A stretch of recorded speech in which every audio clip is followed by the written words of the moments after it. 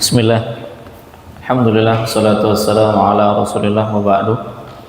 Kaum muslimin, kaum muslimat yang dimuliakan oleh Allah, kita masih di poin salat dengan pakaian yang tipis dan transparan.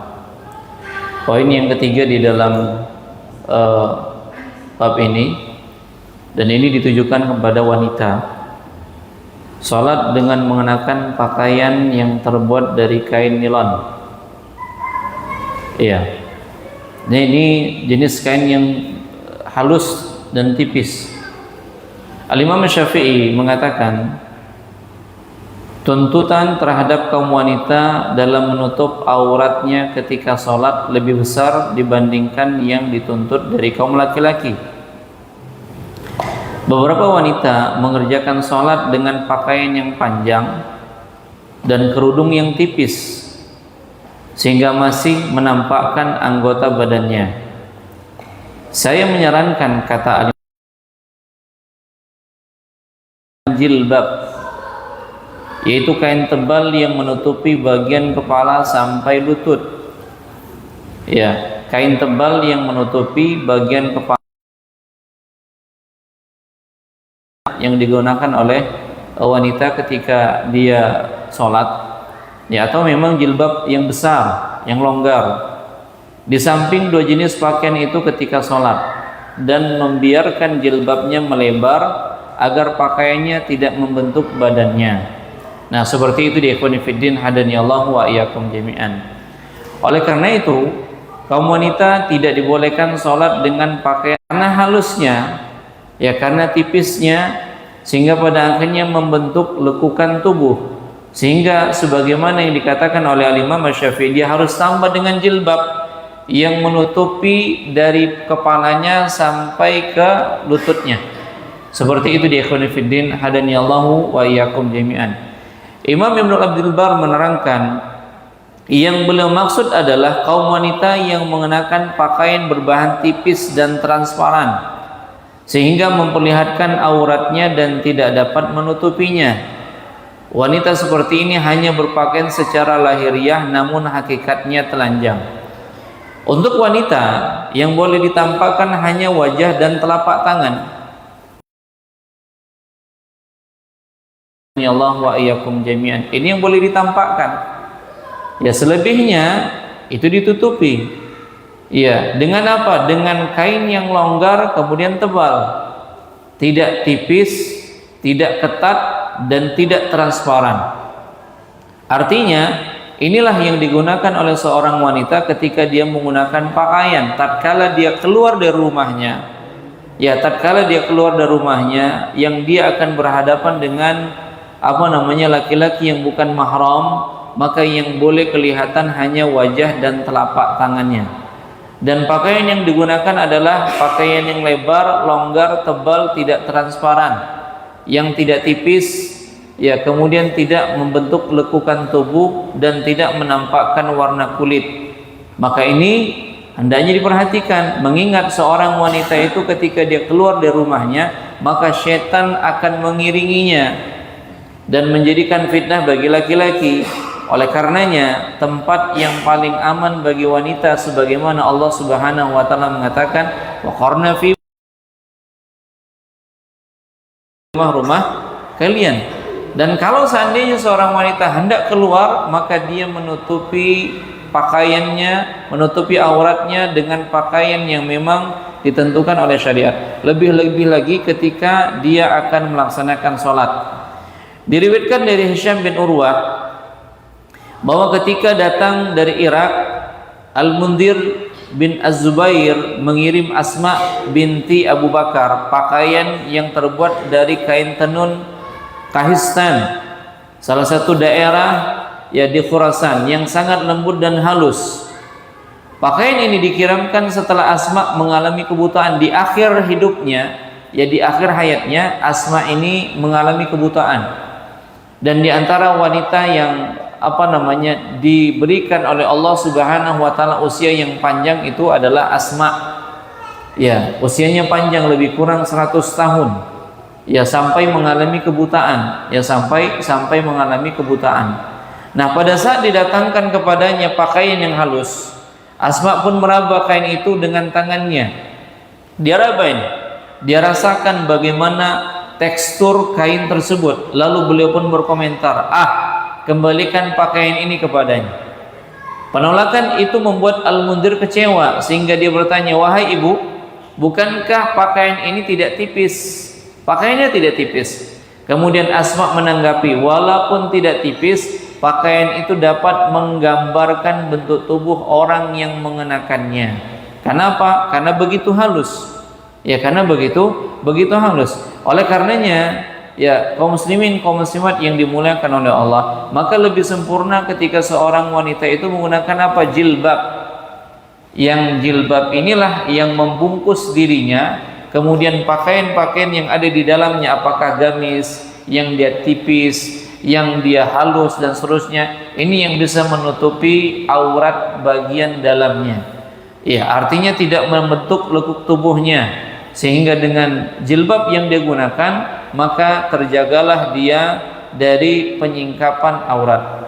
As-Safari ini berkata dalam Ghidaul Albab, pakaian dibuat dari kain yang tipis sehingga dapat menampakkan aurat adalah terlarang dan haram dipakai, baik laki-laki ataupun perempuan, karena pakaian seperti itu tidak dapat menutup aurat secara sempurna seperti yang diperintahkan syariat, dan para ulama sepakat mengenai hukum tersebut.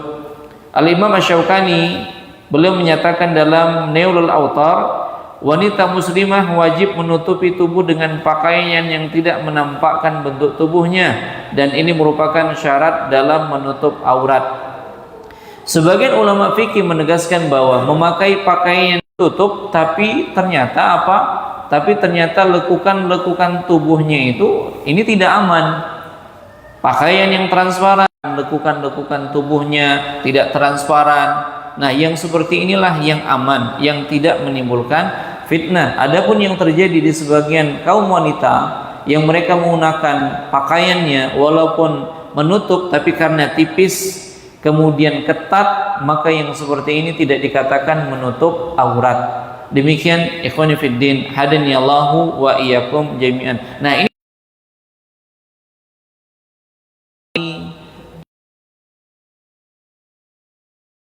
istrinya untuk memperhatikan anak-anak perempuannya. Jangan sampai dia keluar rumah pada akhirnya ada larangan dari suami. Yang bertanggung jawab dalam hal ini adalah orang tua dan suaminya. Terkait dengan apa? Terkait dengan aurat yang masih ditampakkan oleh istri maupun anak-anak perempuannya. Nah, demikian ikhwani fiddin, hadani Allahu wa iyyakum jami'an. Terlebih ketika hal ini digunakan untuk sholat, digunakan untuk sholat, maka sejatinya belum menutup aurat. Oleh karenanya perhatikan jemaah, karena di awal kita sudah sebutkan bahwasanya sholat ini merupakan amalan yang pertama kali dihisab.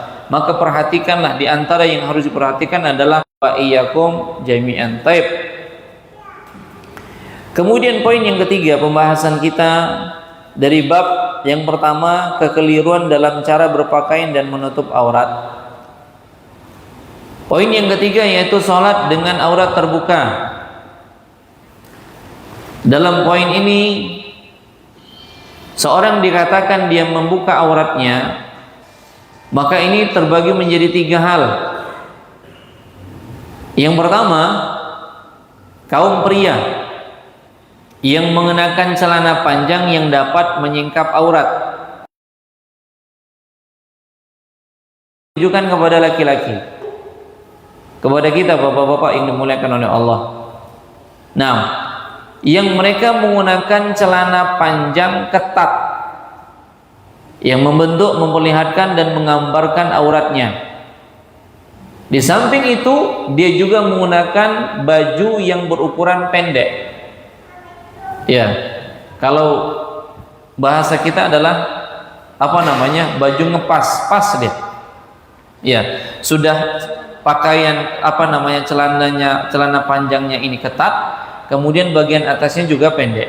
Inilah yang kita katakan ketika dia ruku, ketika dia sujud, maka nampak bagian belakang. Ya, maka nampak bagian belakang, belahan bagian belakang ini jelas. Maka ini dikatakan tidak menutup aurat.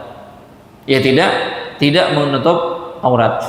Syekh Abdullah bin Abdurrahman Al-Jibrin beliau mengatakan, banyak orang yang sholat dengan mengenakan pakaian yang tergolong ketat. Sebagian mereka memakai celana panjang,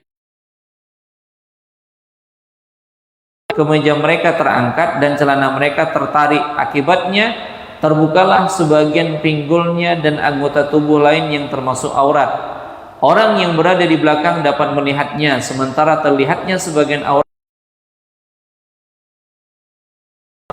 Makanya sebagian orang jamaah ada yang dia udah tahu nih pakaiannya ketat kemudian pendek, kemudian dia juga menggunakan pakaian celana panjang yang ketat, sibuk setiap kali dia sujud dia tarik, ya dia tarik bajunya, kaosnya, kemejanya, dia tarik ke belakang untuk ya tinggal dia gunakan baju khusus, baju khusus karena di dalam sholat itu ada gerakan-gerakannya, ada gerakan rukuknya, ada gerakan sujudnya yang bisa menyingkap aurat. Makanya sempurnanya bagaimana? Tutup semuanya, gunakan pakaian yang longgar. Maka ini poin yang pertama yang dikatakan dia sholat dengan aurat terbuka. Ya kalau seandainya kita melakukan aktivitas atau seperti kita olahraga, silakan. Ya, asalkan dia sudah tertutup silakan, tidak ada masalah. Jamaah yang dimuliakan oleh Allah. Asalkan tidak ketat, asalkan ketika berdiri saja itu tidak membentuk lekukan-lekukan tubuh. Ya, makanya ketika kita olahraga juga perhatikan. Ya, celananya itu gimana celananya? Batasan aurat itu mana? Ya, batasan aurat itu gimana? Ya, ketat, sudah jelas dia ketat, maka tidak boleh. Nah, sebagian orang, mohon maaf jemaah ini dimuliakan oleh Allah, sebagian laki-laki ketika dia lari misalnya, ya ketika dia lari misalnya, dia menggunakan yang dalamnya itu legging ketat. Kemudian ditambah dengan celana pendek, tapi celana pendeknya itu seukuran sampai di paha saja. Ya sampai di paha saja. Nah, kembali lagi dia menganggap aurat itu dari mana sampai mana? Kalau seandainya dia mengambil pendapat sebagian kecil yang hanya dari pusar sampai paha saja, mungkin seperti itu. Tapi keumumannya pendapat jumhur dari pusar sampai lutut. Ya, artinya itu sudah aman. Itu sudah aman. Ya, jadi jangan sampai kita olahraga kemudian pada akhirnya aurat kita tersingkap. Seperti itu di ikhwan fillah. Terlebih lagi kalau ini digunakan dalam sholat. Taib. Yang kedua, kaum wanita yang tidak menutup auratnya secara sempurna. Golongan yang kedua ini adalah wanita yang tidak memperhatikan pakaian yang dikenakannya dan tidak bersungguh-sungguh dalam menutup aurat-auratnya, padahal dia sedang menghadap Allah Subhanahu wa taala. Nabi kita SAW mengatakan, la yakbalullahu salata haidin illa bi khimarin. Tidak diterima salat seorang wanita yang sudah baligh kecuali dengan mengenakan kerudung. Jadi kerudung ini dari atas sampai bawah. Kalau dia sudah haid, kalau dia belum, ya ini masih ada udzur. Yang seperti ini masih ada udzur ikhwani fiddin. Hadaniyallahu wa iyyakum jami'an. Ummu Salamah, istri Nabi, pernah ditanya, pakaian apa yang boleh dikenakan seorang wanita dalam sholat? Maka Ummu Salamah mengatakan, pakaian yang boleh dikenakan adalah kerudung dan gamis yang longgar, yang dapat menutupi bagian atas kedua telapak kakinya. Nah, jadi ketika dia pakai, kedua telapak kakinya itu tertutup. Ya, kedua telapak kakinya itu nggak kelihatan, itu longgar. Ya, sehingga kalau seandainya dia menggunakan gamis tapi kakinya, telapak bagian atasnya, punggungnya ini kelihatan, maka dia tambah menggunakan kaos kaki. Ya, dia tambah menggunakan kaos kaki. Ya, sebagian wanita ketika dia sholat gamisnya itu tidak menutupi seluruhnya, dia tambah dengan menggunakan apa? Sarung yang dia julurkan. Imam Ahmad pernah ditanya, berapa helai pakaiankah yang harus dikenakan wanita di dalam sholat? Maka beliau menjawab, minimal dia mengenakan jubah dan kerudung. Dia harus menutupi kedua kakinya. Jubah yang dikenakan haruslah panjang hingga dapat menutupi sampai kaki. Karena kaki aurat. Ya, karena kaki aurat, berbeda dengan Imam Abu Hanifah. Seperti itu dia, ikhwan fiddin, hadaniyallahu wa iyyakum jami'an. Al-Imam Asy-Syafi'i mengatakan kalau telapak kakinya termasuk aurat jika ada bagian antara pusar dan lutut seorang laki-laki tersingkap atau sebagian rambut seorang wanita tersingkap baik sedikit ataupun banyak, maka mereka harus mengulang sholatnya. Jadi perhatikan ibu-ibu ketika sholat, jangan sampai rambutnya, biasanya dari sebelah samping, dari jambangnya, ya dari jambang, kelihatanlah dia rambutnya, atau dari ubun-ubunnya, dari bagian atas lah kelihatanlah pangkal rambutnya. Maka yang seperti ini ketika kelihatan, ya ketika kelihatan rambutnya keluar dalam sholatnya, dia perbaiki, ya dia kembali lagi tutup auratnya. Jangan dia sengaja, menyengajanya, sholatnya tidak sah. Ya, karena diantara syarat sah sholat menutup aurat. Begitu pula apabila ada bagian tubuh wanita selain wajah dan telapak tangan sampai pergelangan tangan yang tersingkap, kemudian bagian itu tidak ditutupi baik disadari ataupun tidak disadari, maka ia harus mengulang sholatnya. Terkecuali apabila pakaian itu tersingkap karena angin atau terbuka tanpa disengaja, kemudian segera ditutup kembali. Kalau terbawa angin, tersingkap karena tidak sengaja, langsung ditutup, langsung dengan diam saja, padahal mampu untuk segera ditutup kembali, maka wanita itu harus mengulangi sholatnya. Jadi ada usaha untuk menutupnya, tapi ternyata tidak ditutup, maka sholatnya diulang. Berdasarkan keterangan tersebut, para wanita muslimah harus benar-benar memperhatikan pakaiannya di dalam sholat, apalagi di luar sholat. Tidak sedikit wanita yang berlebihan dalam menutup bagian kepalanya hingga hanya fokus untuk menutup bagian rambut dan lehernya saja, sementara mereka tidak begitu memperdulikan anggota tubuh bagian bawah. Mereka mengenakan pakaian yang sempit dan hanya mencapai setengah betis. Demikian ikhwan fiddin, hadaniyallahu wa iyyakum jami'an. Maka yang seperti ini tidak benar. Ya, yang seperti ini tidak benar. Oleh karenanya Nabi kita SAW pernah ditanya oleh Ummu Salamah, apa yang harus dilakukan kaum wanita terhadap bagian bawah pakaian mereka? Maka Nabi mengatakan, hendaklah mereka melebihkannya sejengkal. Ya, hendaklah mereka lebihkan sejengkal, tambah sejengkal. Sejengkal dari mana? Ya, sejengkal dari betis. Ummu Salamah mengatakan, kalau begitu kaki mereka akan tersingkap. Lantas beliau menanggapi, jika demikian lebihkan satu hasta, tidak boleh lebih dari itu. Jadi dari pertengahan betis, ya dari pertengahan betis, di mana itulah batas seorang laki-laki mengangkat pakaian. Jadi dilarang isbal, sehingga yang paling utama adalah pertengahan betis. Dari sanalah diukur sejengkal. Kalau sejengkal seorang wanita ketika berjalan itu masih kelihatan. Dan Nabi SAW perintahkan maka satu hasta. Ya, satu hasta. Kalau satu hasta itu sudah berlebih. Itu sudah berlebih. Dan itu kalau dia tidak menggunakan kaos kaki sudah menutupi.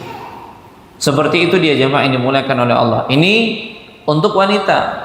Sementara kebalikannya laki-laki itu diangkat, ya, sejajar dengan mata kaki atau pertengahan betisnya. Nah, sementara wanita itu diturunkan. Supaya apa? Supaya punggung kakinya, ya punggung bagian atas kakinya itu, telapak kakinya itu tertutupi. Ya, dan kalau seandainya tidak tertutupi dengan mungkin jubahnya, gamisnya rata, ya rata, dan tidak ada kelebihannya, maka dia tambah dengan menggunakan kaos kaki. Seperti itu dia, ya, bapak-bapak ini menggunakan oleh Allah, hendaknya kita perhatikan. Ya, istri kita, kemudian anak-anak perempuan kita.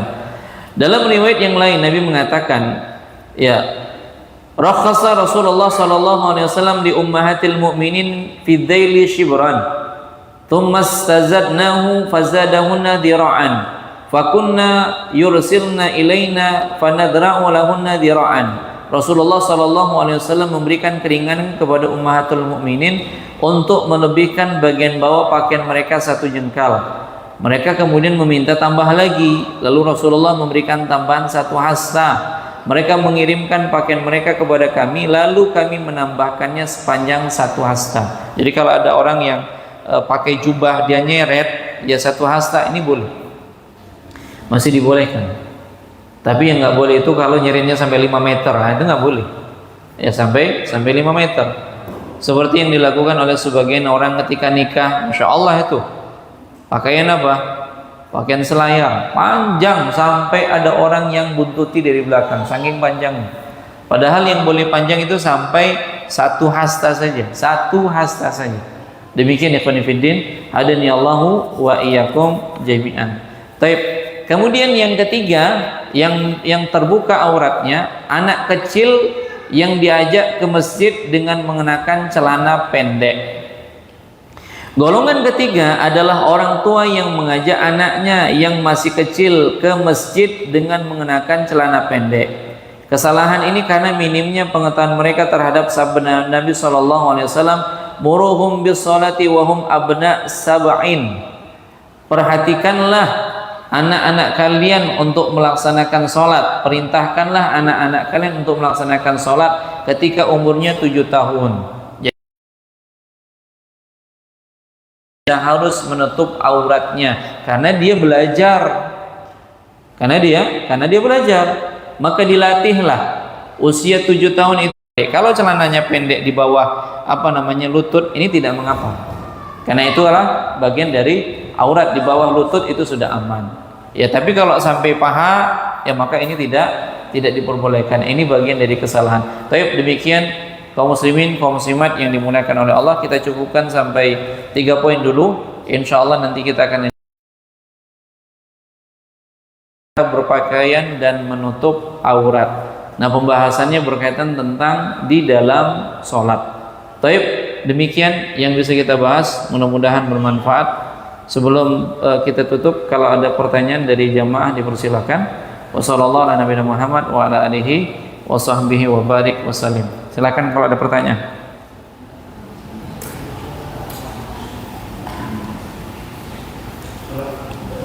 Silakan Pak.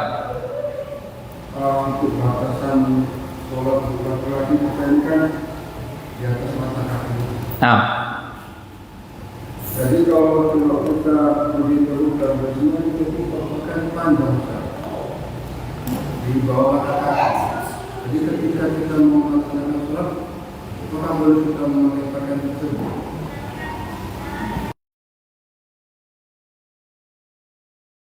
Pada saat sholatnya sah, ya sholatnya sah, sholatnya tetap sah, tapi ada hukum yang, nah demikian. Kalau dari iya masuk dalam kesalahan, maka nanti insya Allah kita bahas Pak pada kesempatan yang akan datang. Ada lagi? Ya. Bagaimana jika orang dalam sholat dia pakai celana, pakai jubah, tapi ketika sujud pakai gaunnya nekmat, nampak ya. Pakai celana panjang, pakai jubah, berbentuk. Yang dilarang di sini adalah auratnya, bukan celana dalamnya. Ya, jadi kalau auratnya yang terbentuk, ya mohon maaf, belahannya terbentuk. Ya, jadi yang membentuk apanya? Yang membentuk itu adalah seperti kainnya, ya kainnya yang membentuk. Nah, kalau masih kainnya tidak ada